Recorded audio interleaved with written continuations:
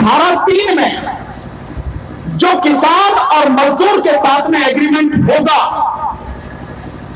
उस एग्रीमेंट में क्या क्या लिखा जाएगा, इसको थोड़ा सा आप समझें। उस एग्रीमेंट में लिखा जाएगा कि किसान को अपनी जमीन पर कौन सी फसल उगानी है, उस फसल की टाइमिंग क्या होगी, समय क्या होगा, उस फसल की क्वालिटी, स्टैंडर्ड, उसका ग्रेड क्या होगा, यानी कैसी होगी, बढ़िया घटिया क्या होगा, ये लिखा जाएगा। और उस फसल को उगाने के लिए व्यापारी उस किसान को खाद, बीज, मशीन, कीटनाशक और तकनीक, ये सारी वो व्यापारी ही देगा, फ्री में नहीं देगा, हर चीज की कीमत लेगा। साथ में उस फसल की कीमत क्या होगी, वो भी उसी में लिखा जाएगा। अब थोड़ा सा आप समझे, यही मैं आपको समझाऊंगा। जब पूरे देश में ये कानून लागू हो जाएगा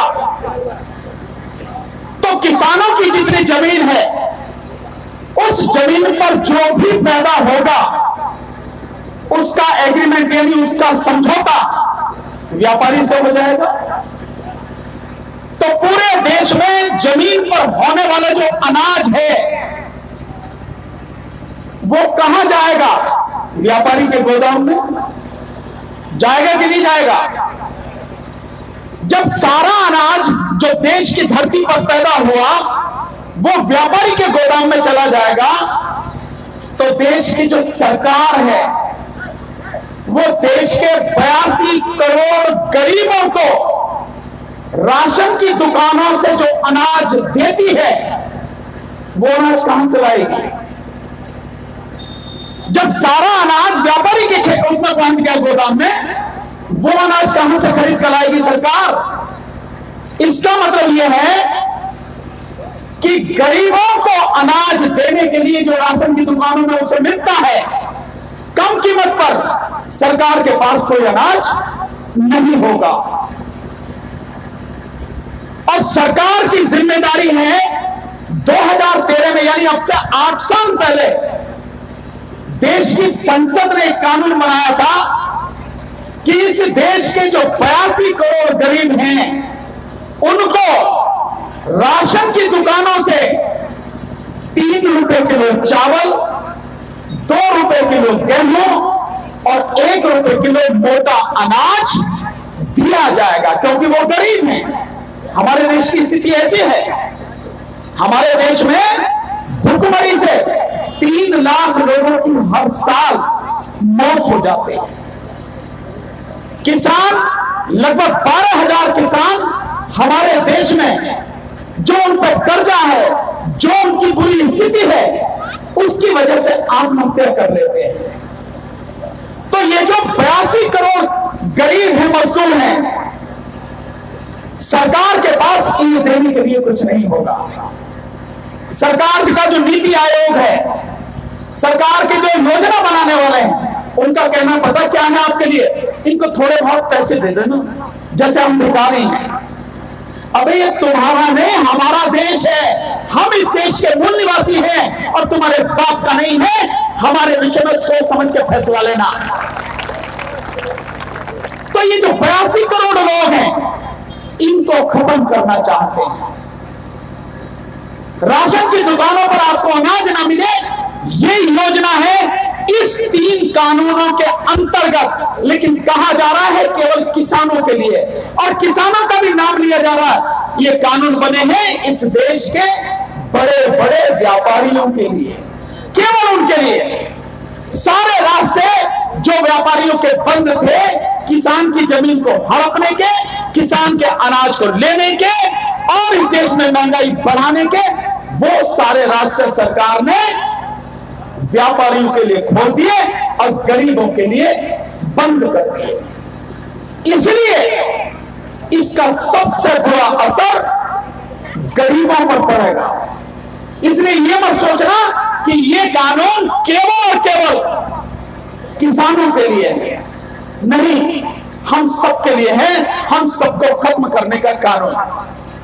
और क्यों खत्म करना चाहते हैं? सरकार का जो नीति आयोग 2017 में उसने ये बताया, सरकार को यह सलाह दी कि जो आप एमएसपी देते हो, एमएसपी जानते हो? एमएसपी जानते हो? कितने लोग हैं जो यहाँ पर खेती करते हैं या जिनके घरों में खेती होती रही है? हाथ उठाओ, कितने लोग हैं जिनके घरों में खेती होती रही? अच्छा, सबके घर में खेती होती है, बहुत बढ़िया। तो थोड़ी थोड़ी खेती होगी, किसी पे 10 बीघे, किसी पे 5 बीघे, किसी पे 15 बीघे, किसी पे 2 बीघे, इससे ज्यादा तो खेती नहीं होगी। इतनी ही खेती है ना।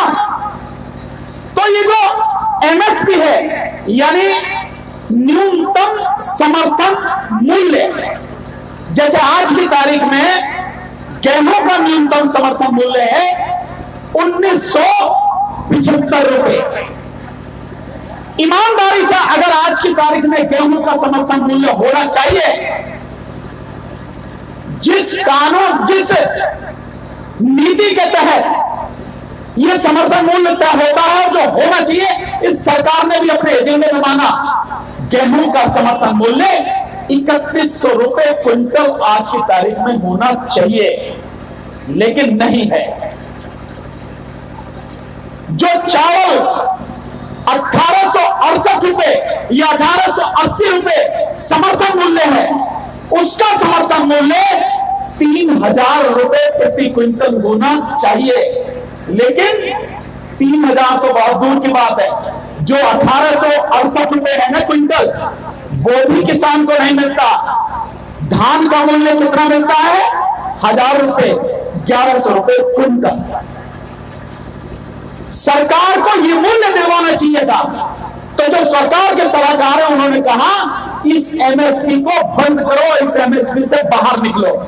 लेकिन अगर सरकार सीधे सीधे एमएसपी बंद कर देगी तो बहुत जबरदस्त विरोध उसका होगा। इसलिए एमएसपी बंद नहीं की, एमएसपी चालू रखी, लेकिन इस कानून के माध्यम से ऐसी व्यवस्था कर दी, इस देश में एक भी किसान को एमएसपी मिलेगी नहीं। इसको ऐसे और समझो जैसे सरकार ने प्रधानमंत्री जियो लेके आए। जियो का फोन अभी भी किसी के पास? अच्छा, ये बताओ कितने लोगों के पास जियो का फोन है? यहां पर हाथ उठा के बताओ जरा, बताओ, ईमानदारी से बताओ कितने लोगों के पास जियो का फोन है? हाथ उठा के।